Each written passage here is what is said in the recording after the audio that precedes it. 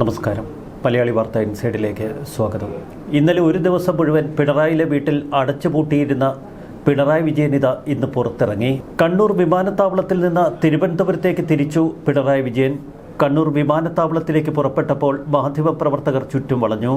CMA ഒരു ചോദ്യം, എന്നാൽ പിണറായി വിജയന് ഉത്തരമില്ല. നേരത്തെ കോന്നിയിൽ വെച്ച് നടന്ന ഒരു തെരഞ്ഞെടുപ്പ് കൺവെൻഷൻ, ആ കൺവെൻഷനിൽ ഒരു പാവം സഖാവ് എഴുന്നേറ്റ് നിന്ന് CMA ഒരു ചോദ്യം എന്ന് പറഞ്ഞപ്പോൾ CMന് കലിമൂത്തു. വീട്ടിൽ പോയി ചോദിക്ക് എന്നാണ് അന്ന് പിണറായി വിജയൻ മുരണ്ടത്.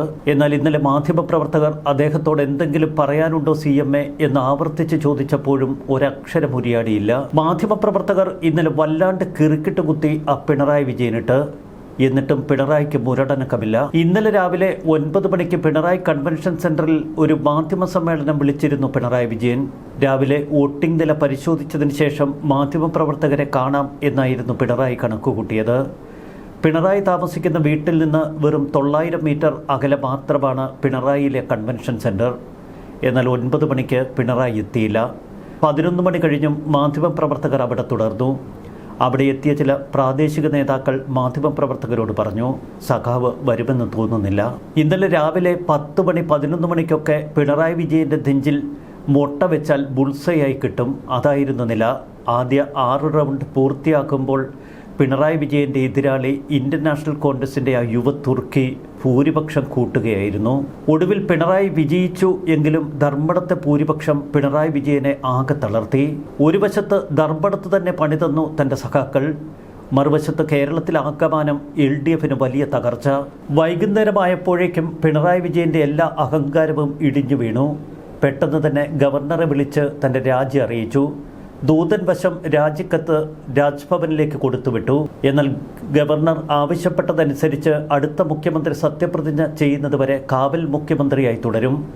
ഇതനുസരിച്ചാണ് കണ്ണൂരിൽ നിന്ന് തിരുവനന്തപുരത്തേക്ക് ഇപ്പോൾ യാത്ര തിരിച്ചിരിക്കുന്നത്. ഇന്നത്തെ മന്ത്രിസഭാ യോഗം ഇന്നലെ പിണറായി റദ്ദാക്കിയിരുന്നു. തിരുവനന്തപുരത്ത് അത്യാവശ്യമായി എത്തി പെട്ടിയും പ്രമാണവുമൊക്കെ എടുത്ത് എങ്ങനെയെങ്കിലും അവിടെ നിന്നൊന്ന് മടങ്ങണം. AKG സെൻറ്ററിന് അടുത്തുള്ള ഒരു ഫ്ലാറ്റിലേക്ക് താമസം മാറ്റാൻ ചില ആലോചനകൾ നടക്കുന്നു. എന്നാൽ സമ്പൂർണ്ണ റിട്ടയർമെൻറ്റിലേക്ക് പിണറായി പ്രവേശിക്കുമെന്നാണ് ഏറ്റവും ഒടുവിൽ പുറത്തുവരുന്ന സൂചനകൾ. പ്രതിപക്ഷ നേതൃസ്ഥാനം പിണറായി ഏറ്റെടുക്കില്ല. ചില ചികിത്സകൾ ബാക്കിയുണ്ടെന്നും അടിയന്തരമായി അമേരിക്കയ്ക്ക് പോകണമെന്നും പിണറായിയോട് അടുത്ത കേന്ദ്രങ്ങൾ പറയുന്നു. അമേരിക്കയിൽ 1-2 മാസം ചികിത്സ തേടിയതിനു ശേഷം ദുബായിലെത്തി വിശ്രമിക്കാനാണ് ഇപ്പോൾ പിണറായി വിജയൻ്റെ പദ്ധതി. പിന്നീട് പിണറായിയിലെ വീട്ടിൽ സ്ഥിരതാമസമുറപ്പിക്കാനും പിണറായി ആലോചിക്കുന്നു. ചുരുക്കത്തിൽ CPM പാർട്ടിയിൽ നിന്ന് ഒരു സമ്പൂർണ്ണ വിരമിക്കൽ. അഹങ്കാരത്തിൻ്റെയും ധാർഷ്ട്യത്തിൻ്റെയും ഒടുക്കം ഇങ്ങനെ എന്ന് കേരളം ഉച്ചത്തിൽ പറയുന്നു. 40 അകമ്പടി വാഹനങ്ങളുടെ സുരക്ഷയിൽ സഞ്ചരിച്ചിരുന്ന പിണറായി വിജയൻ ഇന്ന് താൻ സഞ്ചരിക്കുന്ന മാത്രം വാഹനത്തിൽ കയറി നേരെ കണ്ണൂർ എയർപോർട്ടിലെത്തി. തിരുവനന്തപുരത്തെത്തുമ്പോഴും സമാനമായിരിക്കും ഇനി സാഹചര്യം. പണ്ട് ആഭ്യന്തരമന്ത്രി കൂടിയായ പിണറായി വിജയനെ കാണുമ്പോൾ സല്യൂട്ടടിക്കാൻ മത്സരിച്ചിരുന്ന പോലീസ് ഉദ്യോഗസ്ഥർ ഇപ്പോൾ പോലീസ് ഉദ്യോഗസ്ഥരുടെ മുഖത്തും ഒരു പരിഹാസം വിടർന്നിരിക്കുന്നു. മുഖ്യമന്ത്രിയൊക്കെ പണ്ട്, ഇന്ന് വെറുമൊരു MLA മാത്രമാണ്. പാർട്ടി സെക്രട്ടറി സ്ഥാനം പോലും ഈ പിണറായി വിജയനില്ല. MP ഗോവിന്ദൻ ഈ വീടിൻ്റെ ഐശ്വര്യമെന്നൊക്കെയാണ് ഇപ്പോൾ പോരാളി ഷാജിയെ പോലുള്ളവർ പരിഹസിക്കുന്നത്. MP ഗോവിന്ദനും ഭാര്യയും ചേർന്ന് പാർട്ടിയെ തുലച്ചടുക്കി എന്ന് പാർട്ടി സഖാക്കൾ നെടുവീർപ്പിടുന്നു. മറുവശത്ത് പിണറായി വിജയനെ എറിഞ്ഞുടയ്ക്കുകയാണ് സൈബർ കമ്മികൾ. ഇന്നലെ വരെ തങ്ങളുടെ ഹീറോ ആയി വാഴ്ത്തിയിരുന്ന പിണറായി വിജയൻ ഇന്ന് വെറുക്കപ്പെട്ടവനായി മാറിയിരിക്കുന്നു. പിണറായി വിജയനെ സാധാരണ മാൻട്രേക്ക് എന്ന് വിളിച്ച് സോഷ്യൽ മീഡിയ പരിഹസിക്കാറുണ്ട്. ഇപ്പോഴത് ആ മാൻട്രേക്കിനെയും ചുമന്നുകൊണ്ട് ചിലർ തിരുവനന്തപുരത്തേക്ക് വരുന്നു. ആരെങ്കിലും ഒന്ന് എടുത്തുകൊണ്ടുപോ എന്നാണ് ഇപ്പോൾ പാർട്ടി സഖാക്കൾ പോലും പറയുന്നത്. ഒരു മ്യൂസിയം പീസാക്കാൻ പോലും ഞങ്ങൾ ആഗ്രഹിക്കുന്നില്ല. ഇക്കഴിഞ്ഞ തെരഞ്ഞെടുപ്പ് പ്രചരണത്തിൽ ഒരിടത്ത് പോലും EMSൻ്റെയോ AKGയുടെയോ എന്തിനേറെ VS അച്യുതാനന്ദൻ്റെയോ പോലും ഒരു ഫോട്ടോ പ്രദർശിപ്പിക്കാൻ പിണറായി വിജയൻ അനുവദിച്ചിരുന്നില്ല. തൻ്റെ ഫോട്ടോ, തൻ്റെ ഫുൾ ഫിഗർ.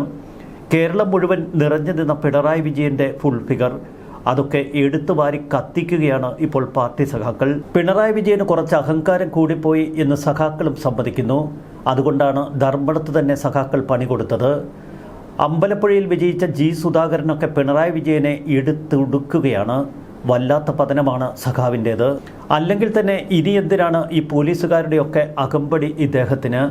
ഇന്നല്ലെങ്കിൽ നാളെ ചെയ്തു കൂട്ടിയ പഴയ പാപകർമ്മങ്ങളുടെ പേരിൽ ഇനി ഇതേ പോലീസ് തന്നെ പിണറായി വിജയനെ ചോദ്യം ചെയ്യേണ്ട ഒരു അവസ്ഥയുമുണ്ടല്ലോ. കറുപ്പിനോട് വെറുപ്പ് പ്രകടിപ്പിച്ചിരുന്ന മുഖ്യമന്ത്രി പിണറായി വിജയന് ഇനി എന്ത് ചെയ്യാൻ കഴിയും?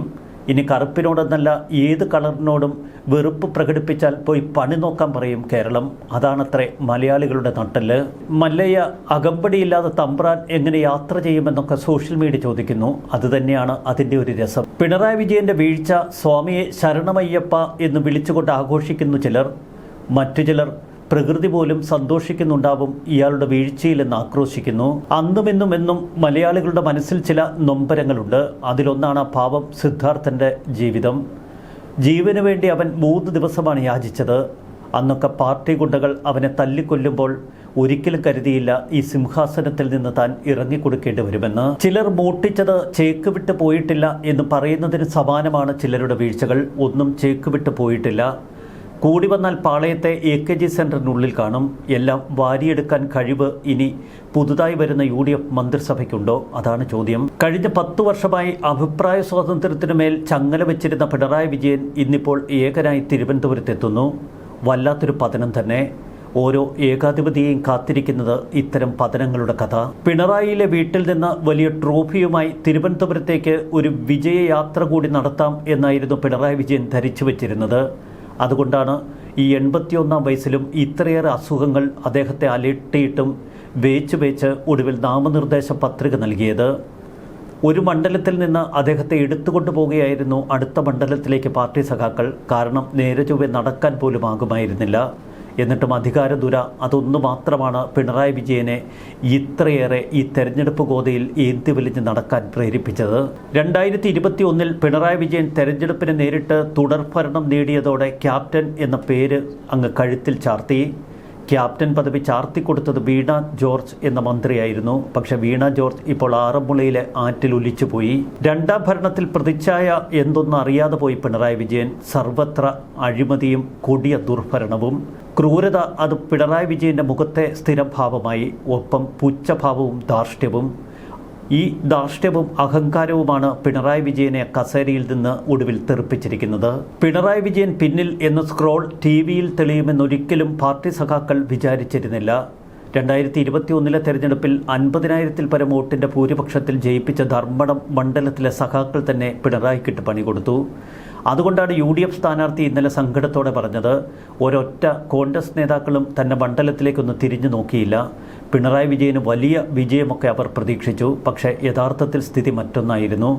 ഷാഫി പറമ്പിലോ രമേശ് ചെന്നിത്തലയോ VD സതീശനോ ആരെങ്കിലുമൊക്കെ തൻ്റെ മണ്ഡലത്തിൽ വന്നൊന്ന് പ്രചരണം നടത്തിയിരുന്നു എങ്കിൽ ഫലം മറ്റൊന്നായേനെ എന്ന് പിണറായി വിജയൻ്റെ എതിർ സ്ഥാനാർത്ഥി ഇപ്പോൾ പറയുമ്പോൾ അതിൽ കാമ്പുണ്ട് എന്ന് കേരളം മനസ്സിലാക്കുന്നു. പ്രചരണ ബോർഡുകളിലും പരസ്യങ്ങളിലുമൊക്കെ പിണറായി വിജയൻ്റെ മാത്രം മുഖം കണ്ടു മടുത്ത കേരളം ഒടുവിൽ പിണറായി വിജയനോട് കടക്ക് പുറത്തെന്ന് പറയുന്നു. ജയിച്ചാൽ ടീമിൻ്റെ ട്രോഫി ഏറ്റുവാങ്ങേണ്ട ക്യാപ്റ്റനാണ് ഇപ്പോൾ തോൽവിയിൽ പതറി പണ്ടാരമടങ്ങി നിൽക്കുന്നത്. ഈ 81 വയസ്സ് പിന്നിട്ട പിണറായി വിജയനെ മാത്രം ആശ്രയിച്ച പാർട്ടിയുടെ ഗതികേട്. മറ്റൊരു നേതാവ് ഈ പാർട്ടിയിലില്ല എന്ന് ജനങ്ങൾക്ക് കൃത്യമായി അവർ തെളിയിച്ചു കൊടുത്തു. UDF ഇക്കുറി ഭരണം പിടിച്ചില്ല എങ്കിൽ താൻ വനവാസത്തിന് പോകുമെന്നായിരുന്നു സതീശന്റെ പ്രഖ്യാപനം. അതുകൊണ്ട് തന്നെ പിണറായി വിജയനോട് വനവാസത്തിന് പോകുമോ എന്ന് ചോദിക്കാൻ ചില മാധ്യമപ്രവർത്തകർ നാവ് പൊക്കിയെങ്കിലും അതിനിപ്പോഴും അവർക്ക് ധൈര്യം വന്നിട്ടില്ല. അത്രയേറെ ഭീകരത വളർത്തിയ ഭീതി നിറഞ്ഞൊരു ഭരണകാലഘട്ടമായിരുന്നു പിണറായി കേരളത്തിന് സമ്മാനിച്ചത്.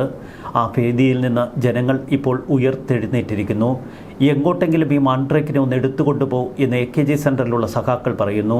പിണറായിക്കിട്ട് പണി കൊടുത്തവരിൽ സാക്ഷാൽ കിണറേഷ് കുമാറുമുണ്ട് എന്ന് സമൂഹ മാധ്യമങ്ങൾ പരിഹസിക്കുന്നു. പണ്ട് അപ്പനെ വേട്ടയാടിയതിലുള്ള പക കിണറേഷ് അങ്ങ് തീർത്തുവത്രേ. സർക്കാരിനെതിരെ എന്തുതരം വികാരമുണ്ടായാലും MLA-മാർക്ക് മണ്ഡലങ്ങളിലുള്ള സ്വാധീനം വിജയം കൊണ്ടുവരുമെന്നായിരുന്നു LDF-ൻ്റെ വിശ്വാസം. തെരഞ്ഞെടുപ്പിലെ വൻ തിരിച്ചടിയിൽ നിന്നും LDF ഒരു പാഠം പഠിച്ചു. 98-ൽ നിന്നും 35 സീറ്റിലേക്ക് ഒതുങ്ങിയ ആ തോൽവി ജയിച്ചവരിൽ 25 പേർ MLA-മാരാണ് എന്ന് മാത്രം ആശ്വസിക്കാം. UDF-ന് 32 സിറ്റിംഗ് MLA-മാരെ മത്സരിപ്പിച്ചതിൽ മുഴുവൻ പേരെയും വിജയിപ്പിക്കാൻ കഴിഞ്ഞു. ഏറ്റവുമധികം സിറ്റിംഗ് MLA-മാരെ കളത്തിലിറക്കിയത് LDF 75. ഇതിൽ 2 സ്വതന്ത്രർ ഉൾപ്പെടെ 56 പേർ CPM-ന് വേണ്ടി മത്സരിച്ചു. ഇവരിൽ ആകെ ജയിച്ചത് 21 പേർ. മുഖ്യമന്ത്രി പിണറായി വിജയൻ, സജി ചെറിയൻ, ബാലഗോപാൽ, PM മുഹമ്മദ് റിയാസ് എന്നീ മന്ത്രിമാർ ഇക്കൂട്ടത്തിലുണ്ട്. CPI 7 സിറ്റിംഗ് MLA-മാരെ മത്സരിപ്പിച്ചതിൽ 3 മന്ത്രിമാർ ഉൾപ്പെടെ 4 പേർ വിജയം കണ്ടു. 10 വർഷത്തിനിടയിൽ കേരളത്തിൽ മറ്റെങ്ങും കാണാത്ത തരത്തിലുള്ള വികസന പ്രവർത്തനങ്ങൾക്കാണ് പിണറായി വിജയൻ സ്വന്തം നാടായ പിണറായിയിൽ ശ്രമിച്ചത്. ആതുര സേവന രംഗത്തും പശ്ചാത്തല മേഖലയിലും IT വികസന രംഗത്തും ഉൾപ്പെടെ ഒരുപാട് പദ്ധതികൾ. എന്നാൽ 5 കൊല്ലത്തിന് മുൻപ് 1.5 ലക്ഷം ഭൂരിപക്ഷം നൽകിയ ധർമ്മടം മണ്ഡലം 19,247 വോട്ടുകളുടെ ഭൂരിപക്ഷം മാത്രമാണ് ഇക്കുറി പിണറായിക്ക് നൽകിയത്. ഇതിൽ നിന്ന് പിണറായിക്കെതിരെയുള്ള ജനവികാരം പ്രകടമാണ്. മുഖ്യമന്ത്രിക്ക് മാത്രമല്ല ജനം ഷോക്ക് കൊടുത്തത്, മുഖ്യമന്ത്രിയുടെ കൂട്ടത്തിലുള്ള ആ മരവാഴ മന്ത്രിമാർക്കൊക്കെ ജനം പണി കൊടുത്തു. മത്സരിച്ച 19 മന്ത്രിമാരിൽ 6 പേർ മാത്രമാണ് ജയിച്ചത്. എന്നാൽ ഒന്നാം പിണറായി വിജയൻ മന്ത്രിസഭയിലെ ചില മന്ത്രിമാരൊക്കെ ഇപ്പോൾ വിജയിച്ചു. ഒന്നാം പിണറായി വിജയൻ മന്ത്രിസഭയിലുണ്ടായിരുന്ന C. രവീന്ദ്രനാഥ്, AC മൊയ്തീൻ എന്നിവർ ഇക്കുറി വിജയിച്ചു.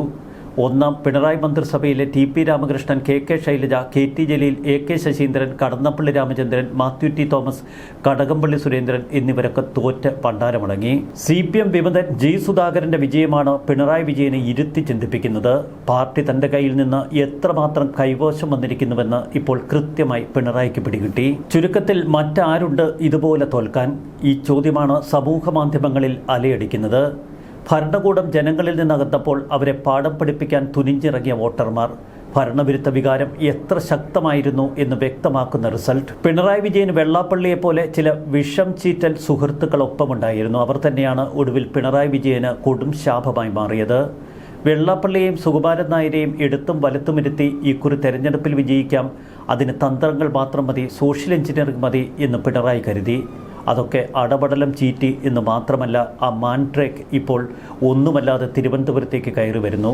എങ്ങോട്ടെങ്കിലും ഒന്ന് എടുത്തുകൊണ്ടുപോകാൻ സഖാക്കൾ. ന്യൂസ് ഡെസ്ക് മലയാളി വാർത്ത ഇൻസൈഡ്.